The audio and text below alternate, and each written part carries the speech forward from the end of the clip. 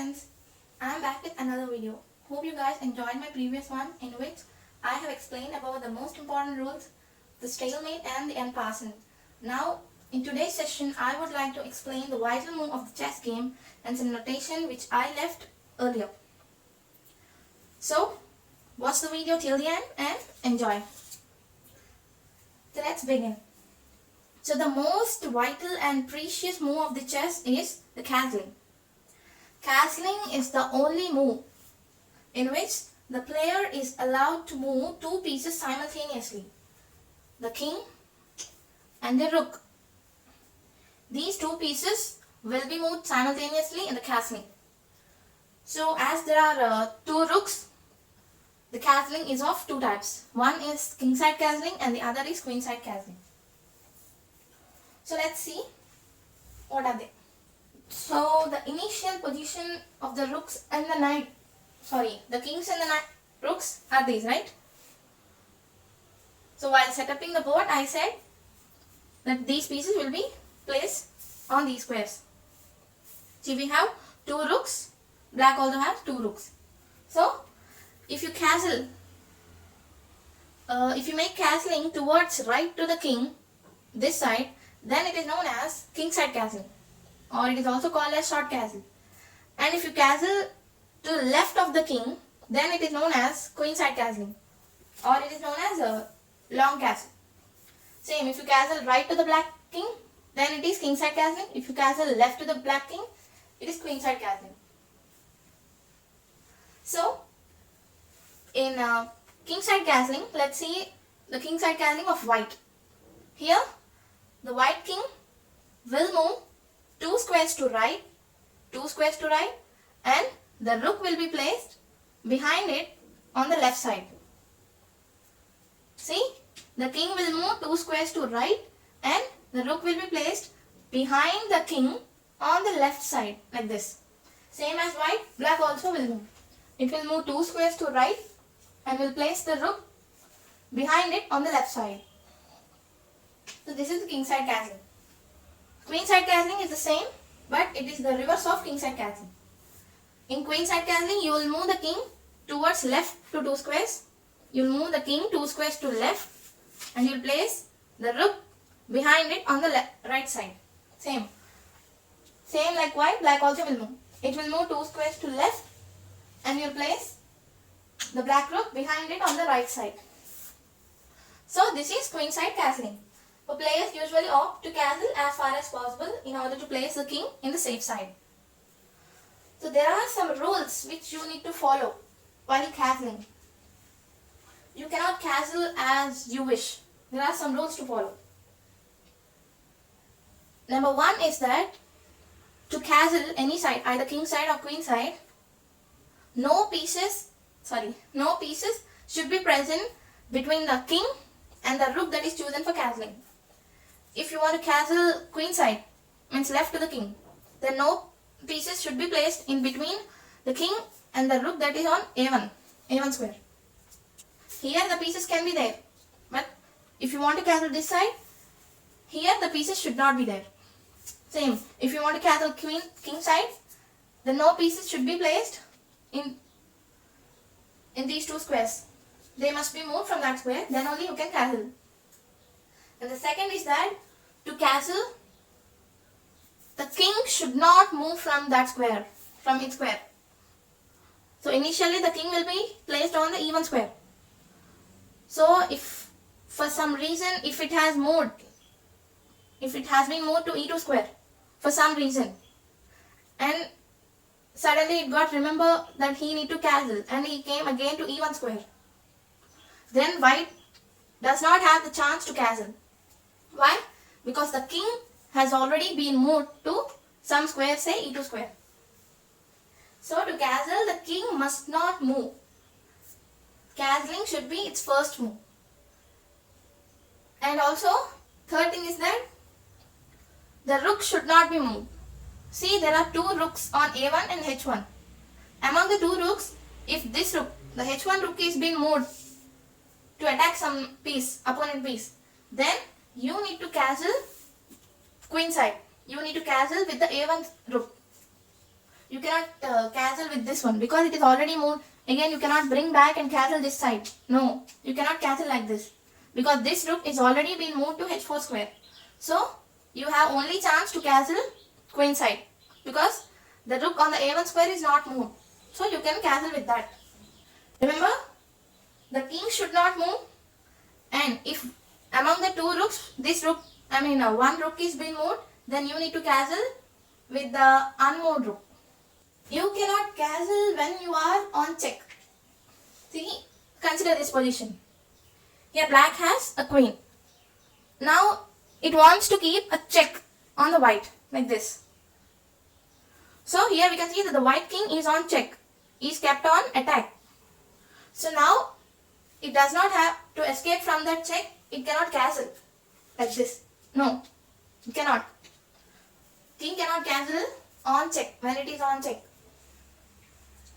And next point is that king cannot, a player cannot cancel if you are through check. Through check means, see, this is the initial position now. I have placed the queen here. I am not putting any check on the white king, but I am attacking f1 square, this one. See, the queen is attacking or controlling the f1 square through which this white king will pass, right? So if it want to cancel king side, the king should pass through the f1 square. It cannot directly go to g1 square, no. It needs to pass through the f1 square, which is controlled by the black queen. So we wantedly cannot keep the king in danger. See, if we do this, if we move like this, then it would be an illegal move. We ourselves cannot keep our king in check, right? So this is known as placing the king through check. You cannot cancel through the check. This is known as cancelling through check. Because to cancel, the king must come to g1 square. In between, the f1 square is controlled by the black queen. So you cannot cancel through check. Same if it is placed like this.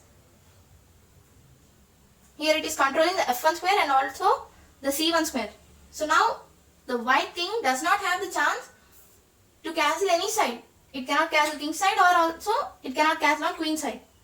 To cancel king side, it should pass through f1, which is controlled by the queen. To cancel queen side, it should come at last to c1 square, which is controlled by this black queen. So after reaching, the king will reach to c1, which is already controlled by this black queen. So you wantedly cannot keep the king in danger. So this is about cancelling. So the 5 important rules that you need to follow is that 1. To cancel, no pieces should be there in between of the king and the rook that is chosen for cancelling. Second is that you cannot cancel when you are in check. The third is that you cannot cancel through check. And 4. You cannot cancel when you have moved your king for some reason. Even if you move the king back to its original square. For some reason you have moved like this. And again you came back. Now you cannot cancel because the king is already moved. And the 5th is that you cannot cancel with the rook that is already been moved. Here it is moved like this to attack the queen. And again it came back to cancel. Now the white lost the chance to cancel king side because the rook which is on h1 square is already moved. So the white has only chance to cancel queen side. So this is about cancelling. See guys, it's a very important move in the chess. So you need to understand when you can cancel and when you cannot cancel. You cannot cancel when you are in check, and you cannot cancel when you are going through check. Remember that in between no square should be controlled by any piece, any enemy piece. If it is like this, see the queen is attacking the a1 rook. So anyway, white cannot cancel king side because f1 square is controlled by the queen. So it want to cancel queen side. So now it can cancel because the queen is attacking the rook, not the king. So you can simply cancel because the king is not passing through any attacking square, right? Remember, the king should not pass any attacked square. Here, E1 square or D1 square or C1 are not being attacked by any black square. So white has the chance to castle queenside, even if the rook is being attacked. So this is about castling. So let's do a small puzzle regarding that. Then you may understand better. This fourth one. You just take the screenshot and try to solve it. So this is the position. And the question is, if it is white's turn to play, can he castle on either side? And if it is black's turn to play, can he castle on either side? Let's see the first question. Can white castle on both sides? King side. Here there are no pieces. And also the square through which the king will pass are not controlled by any piece. Yeah, the rook is controlled by the bishop, but it's no problem. The rook can be attacked. But most importantly, the king should not be on attack. So these two squares are not attacked by any enemy piece. So white can easily castle on king side. No problem. Now, queen side. So the king should pass through D1 square and C1 square.